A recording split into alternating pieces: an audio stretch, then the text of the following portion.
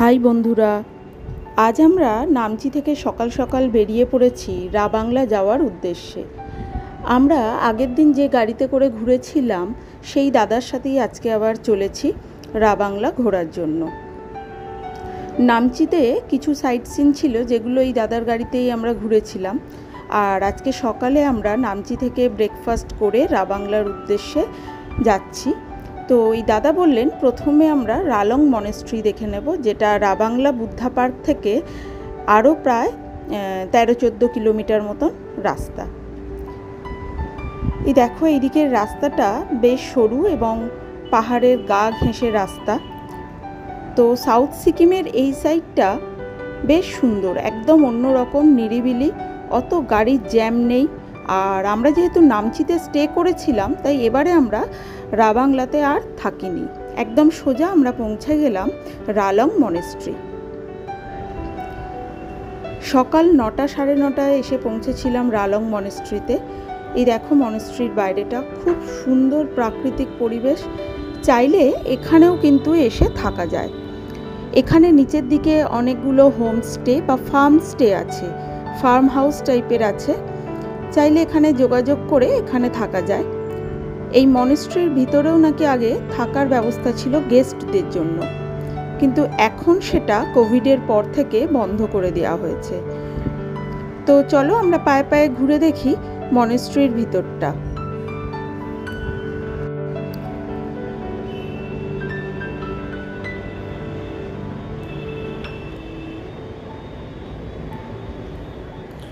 বিশাল একটা এরিয়া জুড়ে এই মনেস্ট্রি। এই মনেস্ট্রির স্টুডেন্টদের জন্য থাকার জায়গা, মানে থাকার ঘর, এটা টাইপস অফ একটা হোস্টেল বলতে পারো। বুদ্ধিস্টদের যেসব স্টুডেন্টরা এখানে পড়াশোনা করে আমরা জানলাম যে তাদেরকে সব সাবজেক্টই এখানে পড়ানো হয়, তার সাথে গৌতম বুদ্ধার প্রতি প্রেয়ার চলে সকাল বিকেল।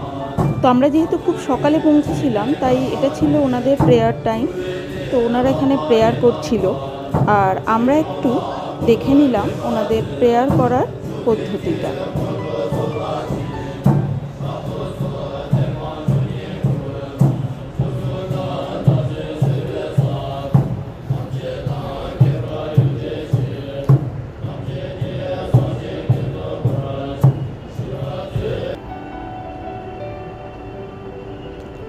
বাইরের হল বারান্দায় চলছিল প্রেয়ার, আর সেই ফাঁকে আমরা ভিতরের মনেস্ট্রিটা ঘুরে দেখলাম। এই দেখো এখানেও কিন্তু স্টুডেন্টরা বসে প্রেয়ার করে, এগুলো বসার এবং তাদের খাতা বই রাখার জায়গা। কাঠের ছোট ছোট ডেস্ক করা আছে আর নিচে কার্পেট পাতা আছে বসার জন্য। তো স্টুডেন্টরা এখানে বসে তাদের প্রেয়ার করে, তাদের পড়াশোনা সেরে নেয়। এইসব স্টুডেন্টরা এখানে বছরের বেশিরভাগ সময়ই থাকে। আমরা বেশ ঘুরে দেখলাম অনেকটা সময় নিয়ে। এই রালং মনেস্ট্রি ঘুরে দেখতে খুব ভালো লাগবে, এটা একটা বিশাল বড় মনেস্ট্রি। এখানে স্টুডেন্ট সংখ্যাও জানলাম বেশ অনেক বেশি, অন্যান্য মনেস্ট্রি থেকে এখানে স্টুডেন্ট আছে অনেক বেশি সংখ্যায়।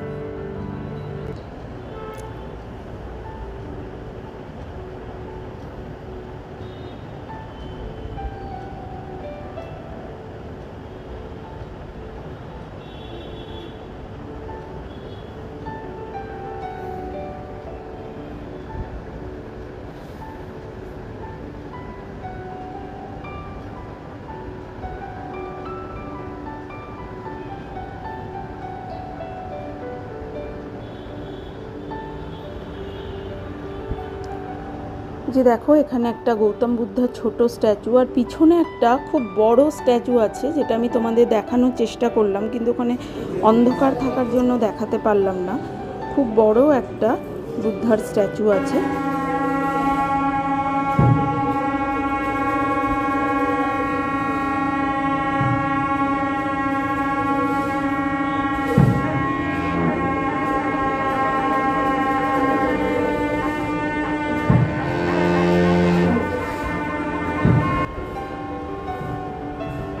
শিঙা এবং শঙ্খ দুটোই বাজানো হচ্ছে একসাথে, এটা ওনাদের প্রেয়ারের একটা অংশ।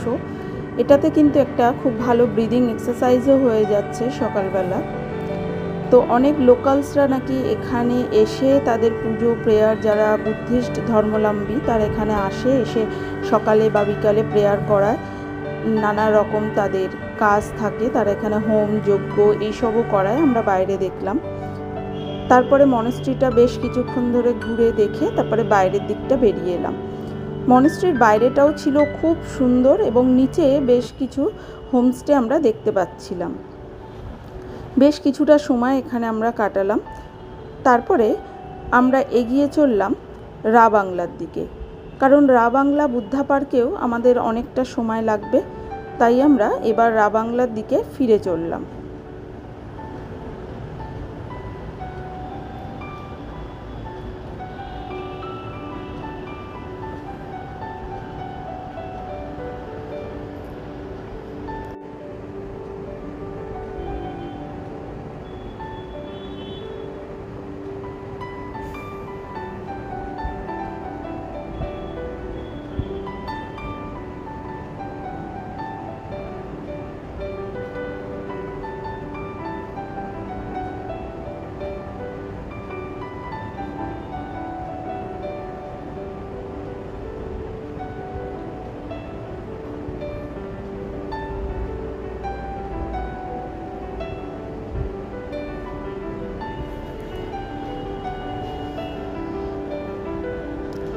রালং মনেস্ট্রি থেকে রা বাংলা যাওয়ার রাস্তাটা সত্যিই ছিল খুব সুন্দর আর পুরো গাছপালায় ভরা।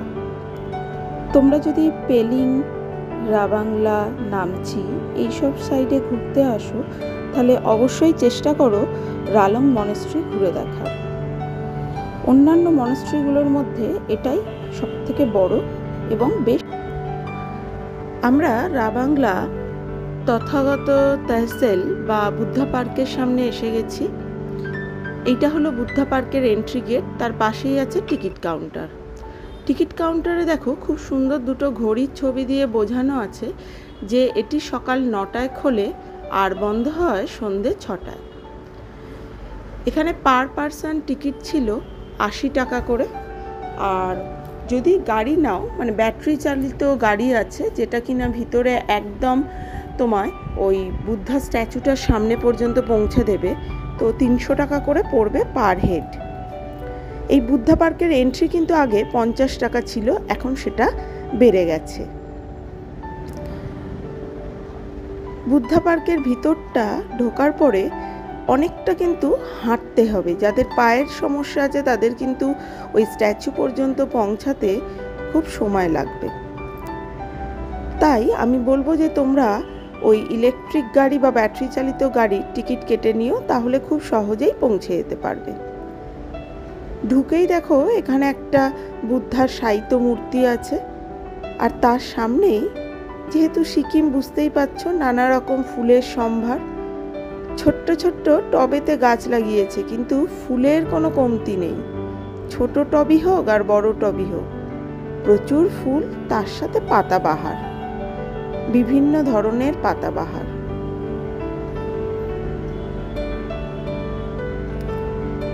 আমরা পায়ে পায়ে ঘুরে দেখলাম এই বুদ্ধা পার্ক। পার্কে প্রচুর বসার জায়গা, অনেক দোকানপত্র হয়েছে, খাওয়ার জায়গাও আছে দেখলাম। সুভেনিয়ার কেনার জন্য বেশ ভালো কয়েকটি দোকান আছে। সুভেনিয়ার ছাড়াও এখানে বিভিন্ন ধরনের জিনিস তোমরা পেয়ে যাবে, হাতের রিসলেট, কানের দুল, ঘর সাজানোর টুকটাক জিনিস। আর এই দেখো একটা খাবার দোকানের আমি চার্ট একটু তোমাদের দেখিয়ে দিয়েছি, তাহলে তোমরা আইডিয়া পেয়ে যাবে যেখানে খাবারের দাম মোটামুটি কীরকম। দাম কিন্তু খুব রিজনেবল, আর এখানে সবই ভেজ খাবার, ননভেজ এখানে কিছু নেই। তাছাড়া সিঁড়ি দিয়ে একটু ওপরে উঠলে ওখানেও আরও কয়েকটি ভালো রেস্টুরেন্টও আছে। ওই দেখো বুদ্ধার স্ট্যাচু দেখা যাচ্ছে। আমরা অনেকটা সিঁড়ি দিয়ে নেমেছি, তারপরে কিছুটা ল্যান্ডিংয়ের মতন যাওয়ার পরে আবার সিঁড়ি দিয়ে ওপরে উঠতে হবে। এই স্ট্যাচুর ভিতরটা ওটা কিন্তু একটা মিউজিয়ামই বলো আর একটা সংগ্রহশালা টাইপেরই করা আছে, যেখানে কিনা ছবির মধ্যে বুদ্ধার জন্ম থেকে একদম মৃত্যু পর্যন্ত খুব সুন্দর করে বোঝানো আছে। তো আমরা আস্তে আস্তে সেদিকে গেলাম ওটি দেখব বলে। খুব সুন্দর স্লোপিং করে ওটা ওখানে বুঝিয়ে দেওয়া হয়েছে। আর এর পাশে মানে যে মাঠটা বা ফাঁকা জায়গাটা এত সুন্দর, যেন মনে হচ্ছে যে পুরো আর্টিফিশিয়াল ঘাস লাগানো হয়েছে, আর সেই ঘাসের মধ্যে ঘাস ফুলের শোভা দারুণ সুন্দর।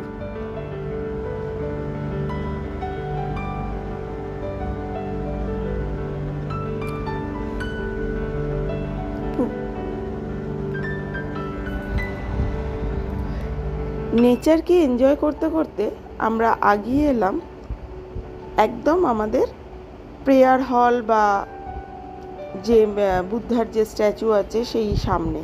ওই যে গেট তোমরা দেখতে পাচ্ছ, জুতো খুলে ওখানে ঢুকতে হবে।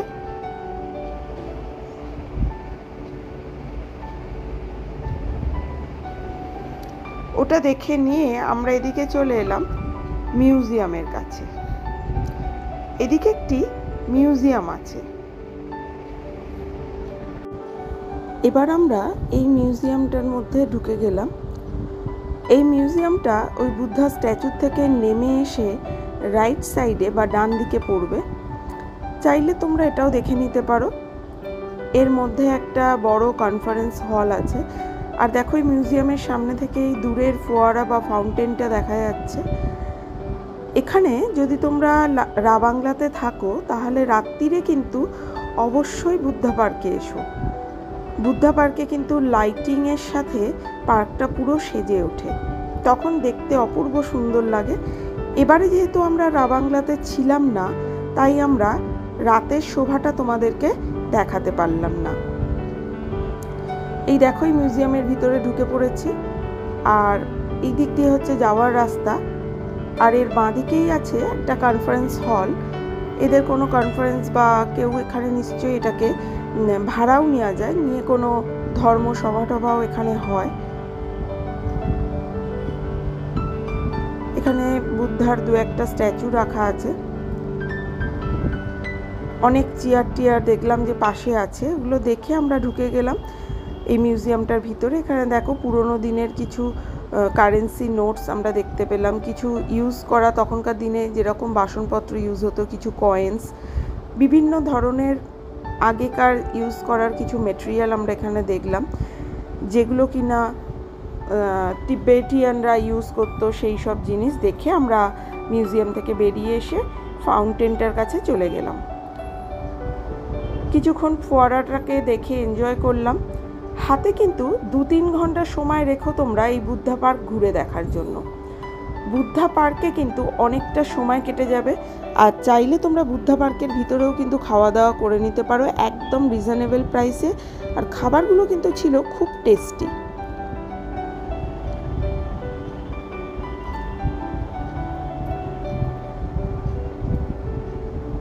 রাবাংলার মেন অ্যাট্রাকশন কিন্তু এই বুদ্ধা পার্ক। তো এই বুদ্ধা পার্ক ছেড়ে আমরা তারপরে চলে এলাম টেমি টি গার্ডেন। এত ফগি ওয়েদার ছিল, দেখো চারিদিকটা প্রায় ভালো করে দেখাই যাচ্ছে না। তো এই টেমি টি গার্ডেনে আমরা ঢুকে গেলাম। টেমি টি গার্ডেনেও কিন্তু এন্ট্রি ফি আছে, এখানেও কিন্তু টিকিট কেটে টি গার্ডেনে ঢুকতে হচ্ছে। তো সিকিমে তোমরা যেখানেই যাও না কেন, গাড়ি পার্কিং আর এন্ট্রি ফি মোটামুটি তোমরা ধরে রাখতে পারো 30 টাকা থেকে 80 টাকা, 50 টাকা, বিভিন্ন জায়গায় বিভিন্ন রকম, মানে মাথা পিছু তোমাদের আরও 150 টাকা 200 টাকা মতন খরচ হয়ে যাবে। এই দেখো টেমিটিয়ের একটা কাউন্টার, এখান থেকে তোমরা বাড়ির জন্য চা কিনে নিতে পারো। বিভিন্ন দামের চা আছে, তবে বেশ একটু কস্টলি দেখলাম চা। এটা নাকি অর্গ্যানিক টি, আর সিকিমের একমাত্র চা বাগান এই টেমি টি গার্ডেন। এই যে ফ্ল্যাগগুলো দিয়ে খুব সুন্দর করে সাজানো আছে।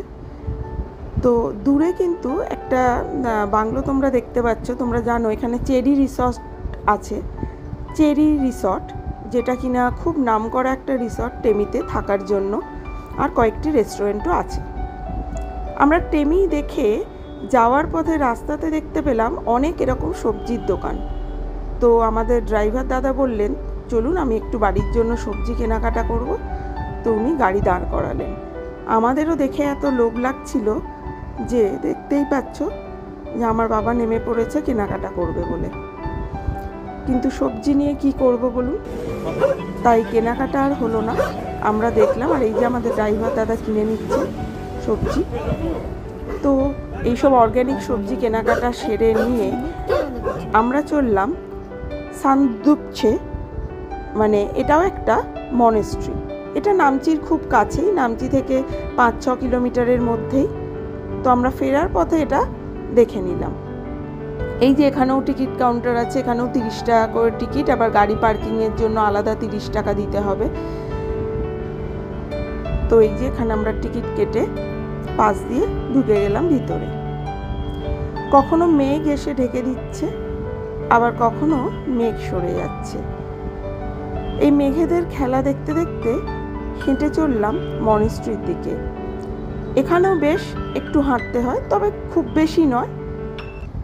500 মিটার মতন হাঁটলেই মনেস্ট্রিতে পৌঁছে যাওয়া যায়। এই রাস্তাটাও ভারী সুন্দর, তবে দেখলাম এখানে লেখা আছে বাঁদরের উৎপাত আছে, তবে সেরকম কিছু আমরা দেখতে পাইনি। এই সামদ্রুপসে মনেস্ট্রি হলো আপনার নামচির খুব কাছেই, এবং এখানে আমরা একটা খুব বড় গুরু পদ্মাসম্ভবার স্ট্যাচু দেখতে পাবো, যেটা কিনা নামচি শহর থেকেই দেখা যায়। এই স্ট্যাচুটা প্রায় 135 ফিট লম্বা। তো এই সামদ্রুপছে মনেস্ট্রি তেবং হিলে বা টেনবং হিলে অবস্থিত, পাহাড়ের মাথায়। আর পরিবেশটা খুবই সুন্দর। যদি আকাশ পরিষ্কার থাকে তাহলে এখান থেকে নামচি শহরটা দেখা যায়। এই দেখো এখানে প্রেয়ার হুইল আছে, যেটা আমরা ঘোরালাম এবং তারপরে মনেস্ট্রির ভিতরের দিকে যাচ্ছি। এখানেও বেশ কয়েকটা ফুলের গাছ আছে চারিদিকে দেখলাম। আর এই মনেস্ট্রির ওপরে ওঠা যায়, মানে একদম স্ট্যাচুর কাছে উঠে যাওয়া যায়। যেহেতু এটা মনেস্ট্রি, পরিবেশটা ছিল খুবই শান্ত আর একদম নিরিবিলি।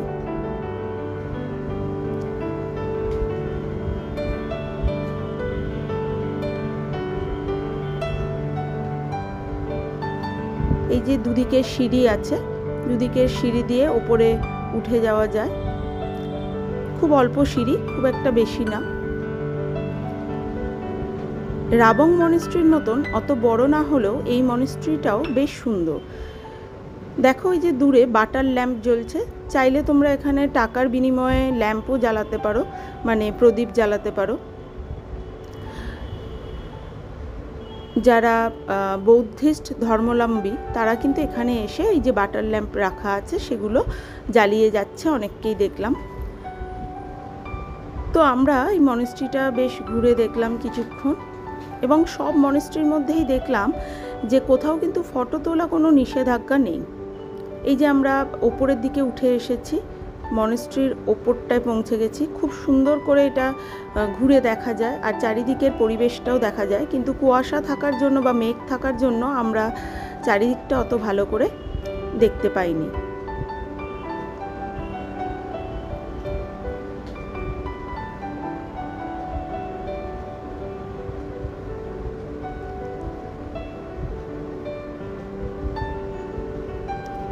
এই যে গুরু পদ্মাসম্ভবার স্ট্যাচু, খুব বড় স্ট্যাচু। তো এটা নামচি শহর থেকে খুব ভালোভাবেই দেখা যায়। এখানেও বেশ কিছুটা সময় কাটিয়ে নেওয়া যায়। আমরা এখানে বেশ কিছুটা সময় কাটিয়ে তারপরে ফিরে গিয়েছিলাম নামচি। আর নামচিতে এসে আমরা এই দেখো পৌঁছে গেছি সাই মন্দিরে। এটা হলো নামচির সাই মন্দির। এই মন্দিরটা আমাদের গতকাল দেখা হয়নি, তাই এটা আমরা আজকে দেখতে এসেছি। এটাও নামচি শহরের একদম কাছেই। এরও আশেপাশে অনেকগুলি হোটেল আছে এবং হোমস্টে আছে দেখলাম আমরা। চাইলে তোমরা এখানেও নিরিবিলিতে এসে থাকতে পারো। এটা নামচি থেকে 2 কিলোমিটার বা 2.5 কিলোমিটার দূরেই অবস্থিত। আর এর ভিতরে ঢুকতে কোনো টিকিট লাগলো না। এই সাই মন্দিরটাই একমাত্র এক্সেপশনাল বলা যেতে পারে, যেখানে ঢোকার জন্য কোনো টিকিট লাগেনি। তবে এরা বলেছে যে আপনাদের ইচ্ছা মতন কিছু দান দিয়ে যান। গেটের মুখে একজন ছিলেন। এই মন্দিরের চারপাশে ছড়িয়ে ছিটিয়ে কিছু হোমস্টে, কিছু হোটেল গড়ে উঠেছে এবং এর পরিবেশটাও বেশ সুন্দর। যদি শহর থেকে একটু দূরে কোথাও আমরা থাকতে চাই তাহলে এই সব জায়গাগুলো খুব ভালোই হবে থাকার জন্য, টেমি বা এই সাই মন্দির। কিন্তু এখান থেকে কমিউনিকেশনের একটু প্রবলেম আছে। নিজেদের সাথে গাড়ি থাকলে অবশ্যই এখানে থাকা যেতে পারে। তো আমরা আমাদের রাবাংলা ট্যুর কমপ্লিট করে, নামচি ট্যুর কমপ্লিট করে এবং এবার বাড়ি ফেরার পালা। তো এবার আমরা চলেছি এনজিপির উদ্দেশ্যে। এনজিপি থেকে আমাদের ট্রেন ছিল উত্তরবঙ্গ। তো যাওয়ার পথে আমরা রাস্তার শোভা দেখতে দেখতে আবার কবে আসব সেই চিন্তা করতে করতে এগিয়ে চললাম এনজিপির উদ্দেশ্যে।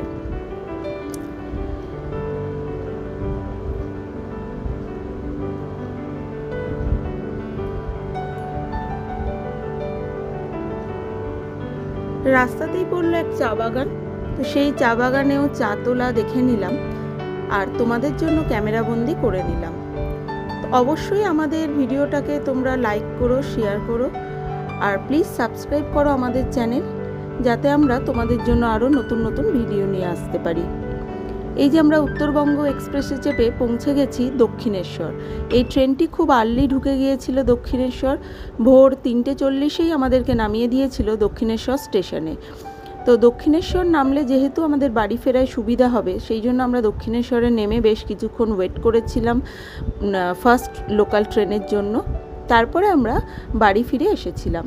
তো অবশ্যই দেখা হচ্ছে তোমাদের সাথে আমাদের পরের ভিডিওতে। ভালো থেকো। Thank you.